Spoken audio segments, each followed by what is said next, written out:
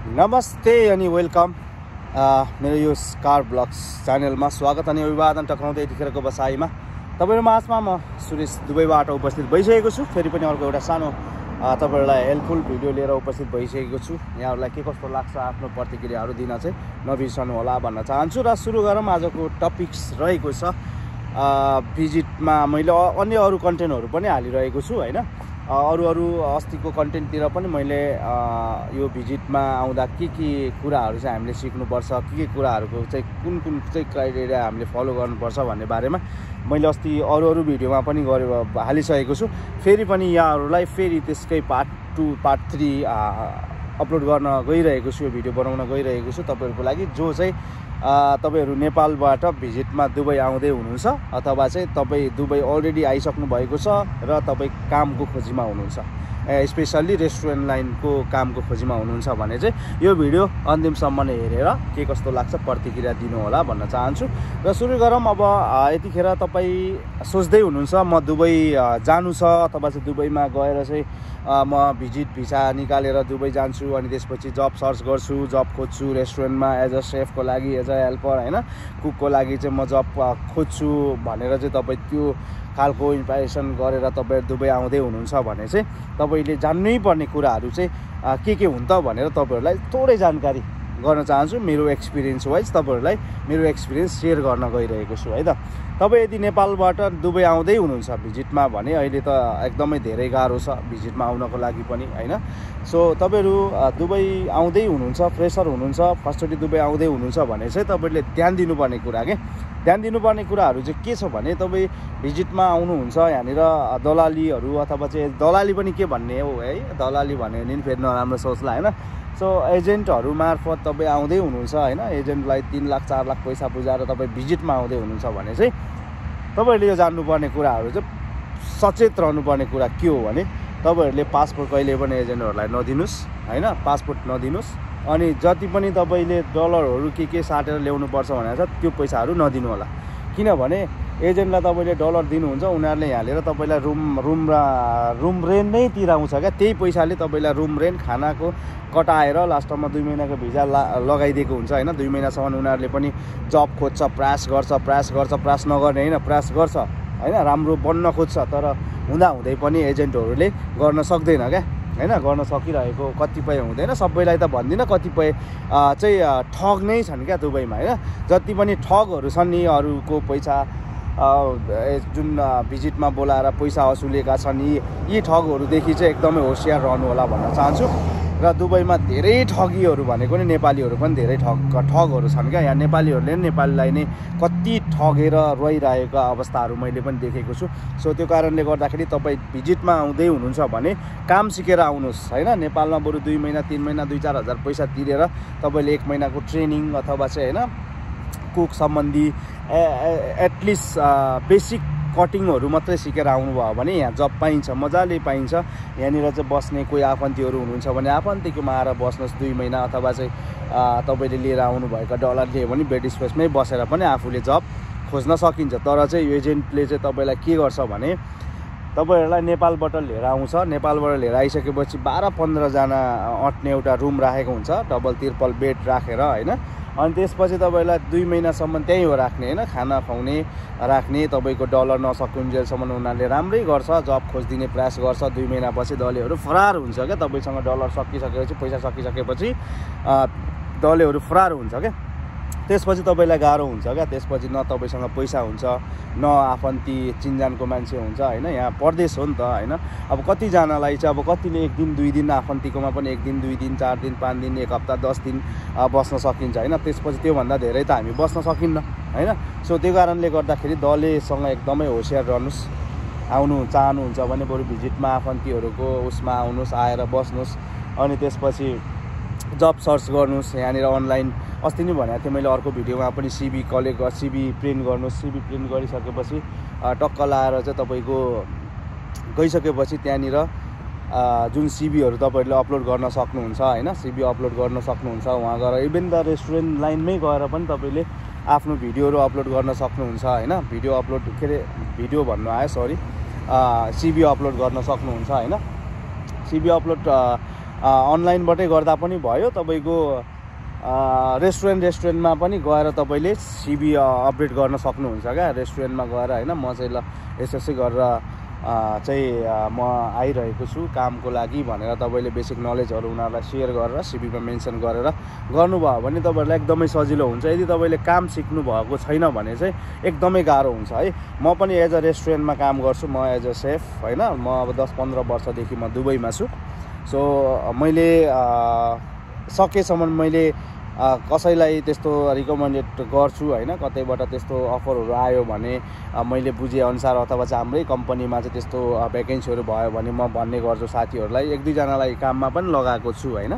तर मैले कुनै पनि कमिसन लिएर आफ्नै रेस्टुरेन्टमा नभए पनि अन्य अरूबाट रिफरबाट चाहिँ मैले त्यो गरिरहेको अवस्थाहरू छ।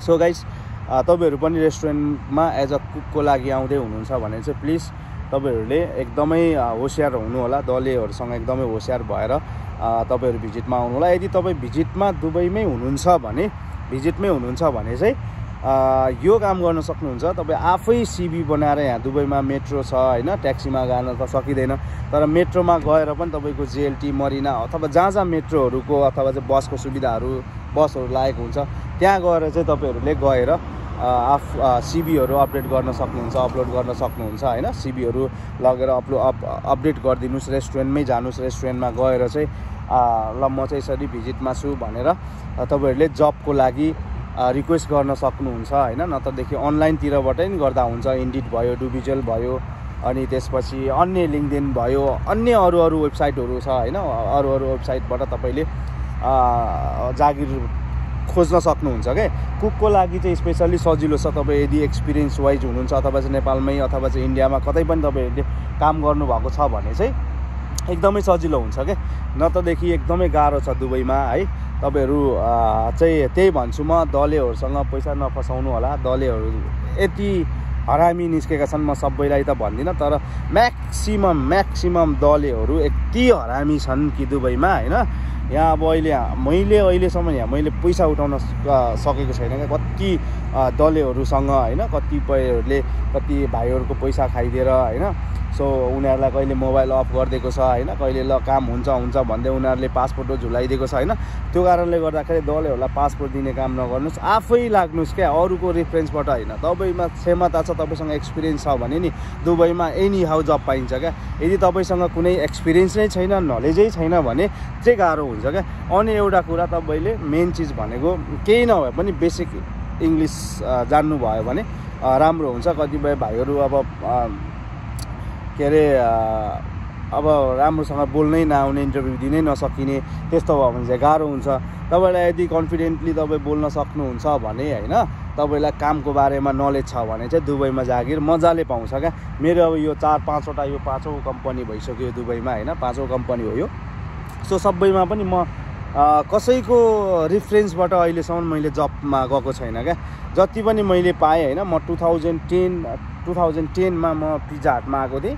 पिज्जा हटमा चाहिँ म नेपालबाटै डाइरेक्ट नेपालबाट आएको थिएँ। त्यसपछि चाहिँ मैले त्यो पिज्जा हट छोडिसकेपछिको बाँकी 4-5वटा कम्पनी चाहिँ म आफैले अनलाइनबाट सर्च गरेर होइन। तपाईँको एक्सपिरियन्स हुने बित्तिकै सिभी अपडेट गर्नुहोस्। तपाईँको डुबिजेल,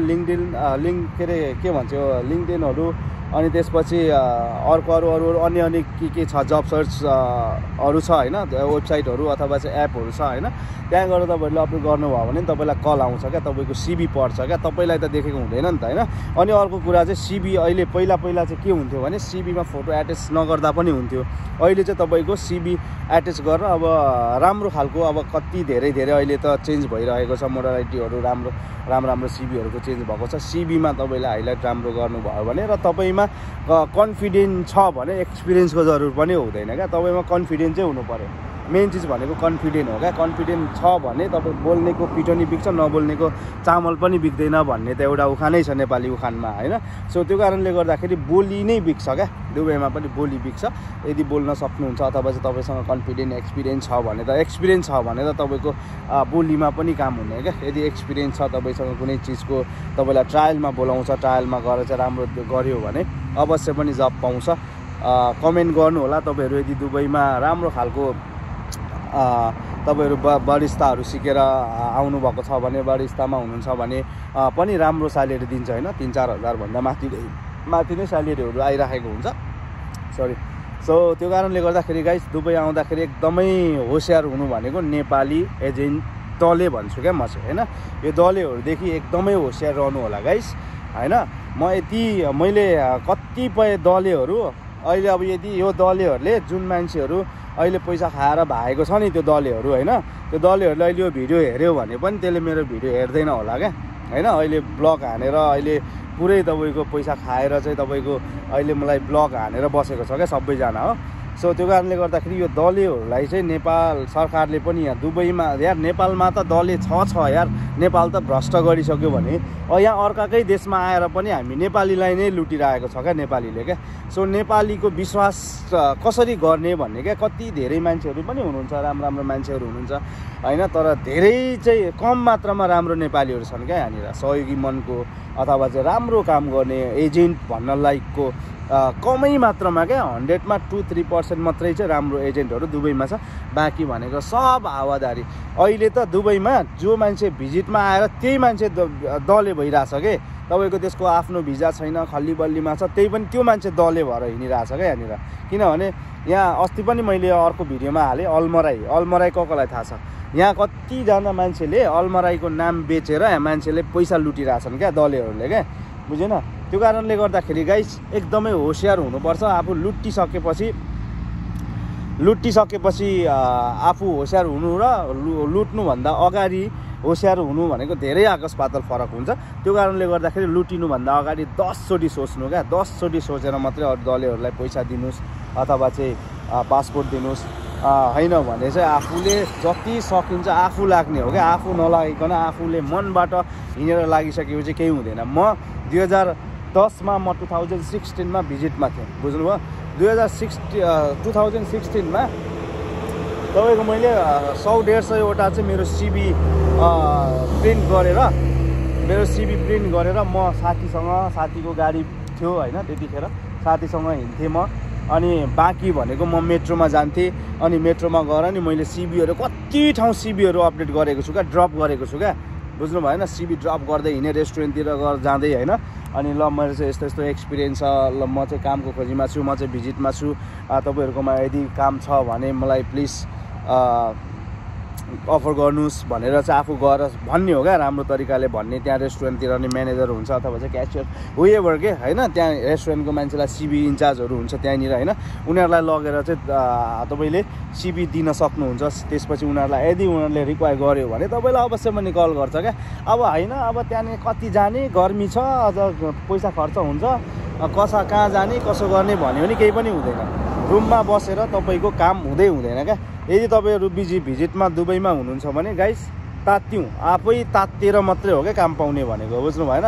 नत्रदेखि चाहिँ काम पाउन एकदमै गाह्रो छ काम सिकेको छ अथवा चाहिँ उयो छ भने चाहिँ काम पाउन गाह्रो हुँदैन दुबईमा है मेरो चाहिँ म नि एज अ कुक हो होइन म अहिले 8-10-15 वर्ष भइसक्यो म एज अ किचन लाइनमा काम गरेको होइन सो दुःख स्ट्रगल गर्नुपर्छ होइन स्ट्रगल फ्रेडमै छु अहिलेसम्म पनि अहिले त अब ठिकै छ कम्पनी राम्रो छ सो अब टाइममा स्यालेरी आउँछ होइन त्यही नै हो गाडी अब हाम्रो त आफ्नो त अब गाडी नै पाल्नु परेको छ गाडी देख्नुहुन्छ यहाँनिर होइन गाडी नै पाल्नु पर्ने हुन्छ सो गाइस त्यही हो तपाईँहरूलाई यो जानकारी के कस्तो लाग्छ जानकारीको लागि यो भिडियो अपलोड गरेको छु भन्दै अहिलेको बसाइबाट चाहिँ यति नै फेरि अर्को कन्टेन्ट लिएर उपस्थित हुने बाचा गर्दै अहिलेको बसाइबाट चाहिँ बिदा हुन चाहन्छु सबैजनाले सब्सक्राइब गर्न चाहिँ नबिर्सौँ है त गाइस ओके बाई